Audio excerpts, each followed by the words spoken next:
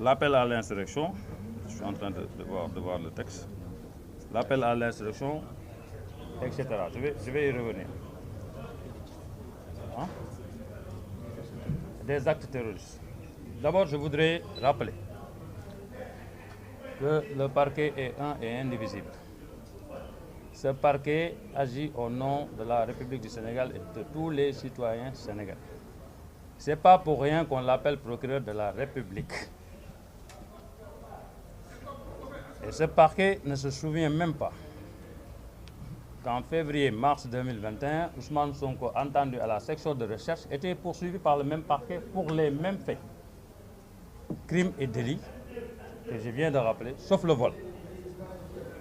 Et voilà que ce parquet vous dit aujourd'hui, j'ai l'opportunité des poursuites, je ne me souviens plus de ce qui s'est passé et je reprends les poursuites.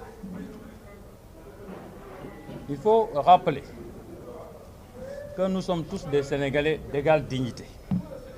Voilà.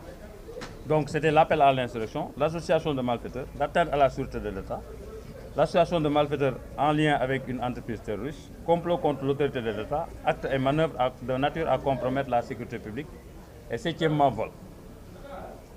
Donc je voulais dire que nous sommes tous des Sénégalais d'égale dignité. Ce parquet ne doit pas oublier que même lorsque vous arrêtez un Sénégalais, quel que soit le délit ou le crime qu'il a commis, vous devez respecter ses droits. Vous devez le respecter également en tant qu'être humain. Rien ne justifie que M. Ousmane Sonko ne puisse être convoqué vendredi parce qu'on lui reproche ceci ou cela. Et aujourd'hui également, ce parquet ne pourra pas justifier comment on a pu entrer chez un autre citoyen sans le convoquer, défoncer la porte pour le prendre. C'est un acte d'humiliation qu'on a tenté de poser et il faut le dénoncer. Ce parquet a beau nous parler de droit, ce parquet a beau nous parler de république, mais il ne faudrait pas également, parce qu'on l'entend partout, oublier que l'état de droit, ceux qui parlent d'état de droit, on est dans un état de droit, L'état de droit, c'est d'abord l'état du Sénégal qui respecte en premier lieu le droit, qui dit voilà mes obligations, voilà mes limites, et voilà également mes droits. Et voilà les procédures que je dois mettre en œuvre pour atteindre les objectifs. Ce qui n'est pas le cas au Sénégal. Au Sénégal, chaque jour, on bafoue les libertés individuelles, chaque jour, on bafoue les droits les plus fondamentaux, et c'est l'État qui le fait, et on parle de l'État de droit. J'entends également s'ériner sur les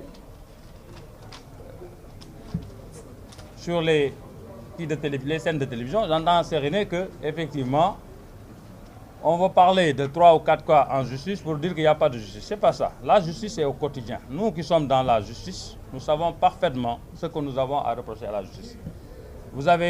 C'est facile de visiter les postes. Il y a un ancien magistrat qui est sorti, pour ne pas citer son nom, pour s'offusquer de certaines erreurs qui sont volontaires en justice. C'est faux de dire qu'il n'y a que 3 cas.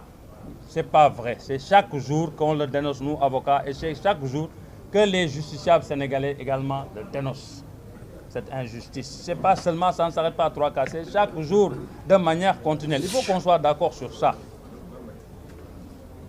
On le dénonce chaque jour. Des juges le dénoncent, des avocats le dénoncent, des justiciables le dénoncent. Maintenant, vous pouvez dire non, non, ça s'arrête à ça parce que vous n'avez pas eu un problème avec la justice. Mais le jour où vous aurez un problème avec la justice et que vous vous rendrez compte qu'effectivement, ça ne se passe pas comme vous l'imaginez, vous verrez que ça ne s'arrête pas à 3, 4 cas. Cela dit, aujourd'hui, l'appel à l'insurrection.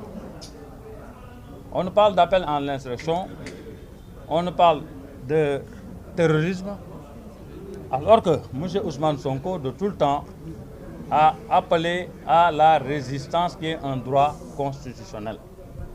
Maintenant, c'est facile de sortir des faits de leur contexte et de le placer dans le contexte où l'on veut, des paroles et des faits. Si on s'en tient à ce que dit le procureur aujourd'hui, s'il dit « moi je suis là » et par pure honnêteté et par rapport à mon serment, parce que le procureur c'est un juge, il est lié par son serment, il est lié par la loi. Si aujourd'hui il ne regarde pas ces 2 paramètres, il ne fera pas également son travail. S'il peut dire aujourd'hui, moi j'agis parce que je considère que je le fais au nom du peuple sénégalais, mais le procureur n'a qu'à revisiter également les déclarations du président actuel en 2021. Moi j'ai ces déclarations ici et je peux les lire à haute et intelligible voix. C'est en 2011-2012. Ce que je voudrais dire là-dessus, c'est qu'aujourd'hui, qu'on vient nous dire non, moi je le fais au nom du peuple sénégalais, qu'on n'essaie pas de nous tromper. On le fait à la commande. Et ce procureur vous dit, d'abord, il le dit dans son propos, c'est en accord avec l'autorité. Mais vous pouvez avoir une autorité qui est là. Si cette autorité n'est mue que parce qu'il y a des règles qui sont là, il se croit dans une démocratie, même s'il a une autorité sur vous, il aurait dû avoir cette autorité, l'intelligence de dire que j'ai des procureurs qui sont là, je leur laisse faire leur travail en âme et conscience et par rapport à leur serment, ne serait-ce que pour ça. Et ça ne s'est pas passé comme ça. Lui-même le dit, c'est en accord avec mon autorité. Si le procureur poursuit, il n'a pas besoin d'objectif. Mieux encore, dans un premier temps, il nous sert un communiqué pour nous dire que c'est une voiture en panne qui est à l'origine de tout cela. Et c'est le vol. C'est ça le communiqué. Mais après, quand il fait sa conférence de presse, il revient pour dire non, c'est pas ça. Nous, on avait décidé depuis longtemps de l'arrêter. Ce jour-là, on devait l'arrêter. Même s'il n'y avait pas cette histoire, on l'aurait arrêté. Donc je dis, il est temps qu'on nous respecte, nous, Sénégalais. Et je le dis de manière claire et nette. Et je l'ai toujours dit, les Sénégalais ne font pas attention à ça. Il ne faut pas que le plus petit Sénégalais qui se trouve dans un village oublie que c'est lui qui entretient toutes ces institutions. Il fait partie de ceux qui les entretiennent. Et je vous invite à regarder chaque fois que vous allez dans un supermarché, regardez vos factures, les Sénégalais, regardez vos factures et vous verrez une TVA. Moi, j'ai pris le soin l'autre jour, je suis parti dans un supermarché, au champ, et j'ai pris le soin de garder cette facture. Cette facture vous dit quoi? TVA, 18%, 6 590. On m'a fait payer 36 610 parce que tout simplement, il y a 43 200 parce qu'il y a 6 510, 6 560 que je paie de TVA. Chaque jour, quotidiennement, les Sénégalais paient cette TVA, cette taxe pour entretenir ces institutions, le procureur, les juges et tout. Nous sommes avocats. Nous avons plus que tous intérêt à ce qu'il y ait une justice qui marche. C'est nous qui avons plus intérêt. Même les juges qui rendent la justice, c'est nous qui avons plus intérêt qu'eux. Mais quand il s'agit de dire la vérité, pour corriger les choses, pour qu'on ait une justice indépendante, il faut le dire et il faut le dire à temps. Aujourd'hui, quand on lit ces accusations, on se demande dans quel monde on est. Absolument, dans quel monde on est. Le président actuel, ce n'est pas lui qui disait nous pouvons faire descendre 200 000 jeunes, 300 000 jeunes, les amener, déloger le président de la République. Ce n'était pas lui qui disait que M. Abdoulaye Wade a déjà donné des terrains aux juges de la Cour suprême. Ousmane Sonko n'a jamais parlé de ça. Et pourtant, chaque fois, on dit oui, c'est lui qui décrédibilise la justice. Ce n'est pas vrai. Lors de l'entrée, toutes les autorités qui sont intervenues sur l'indépendance de la justice et sur la nécessité de recrédibiliser la justice, ont parlé de cette nécessité que la justice soit elle-même se recrédibilise. En quoi faisant? En rendant des décisions justes et que les Sénégalais se sentent dans ces décisions. C'est ça qu'on exige de cette justice. Aujourd'hui, le problème qu'on a avec cette justice, c'est ça notre problème. C'est une justice, c'est notre justice. Il n'y a pas d'autre justice. Ce pays, c'est notre pays.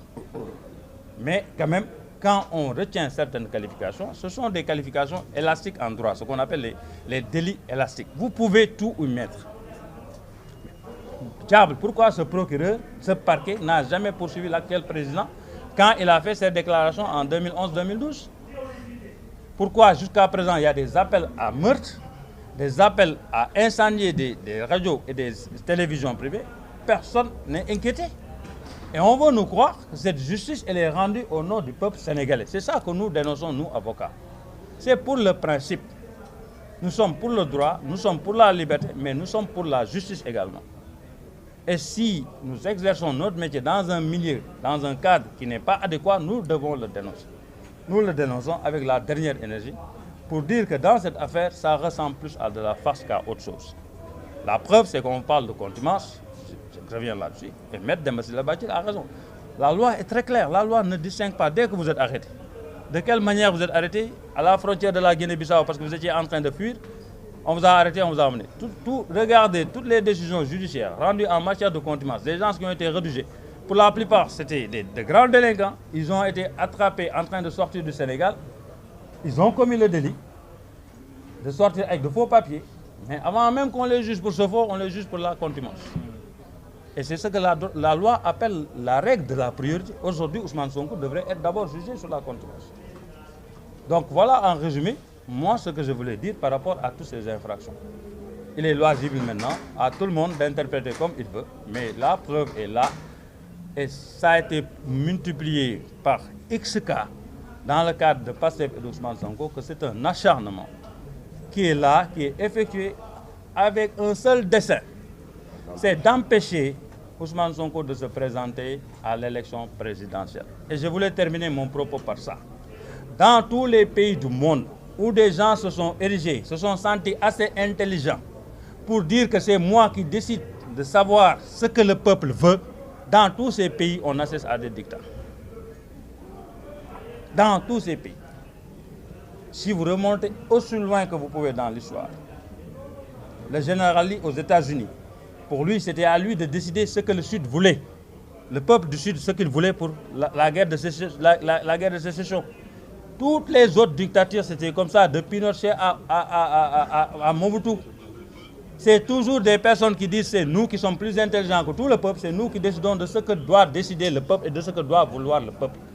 Ça n'a jamais fonctionné comme ça. Dieu n'a pas institué la vie comme ça. Le peuple est là et le peuple réfléchit. Il n'y a pas une personne qui marche sur terre qui n'est pas dotée de raison et qui ne raisonne pas.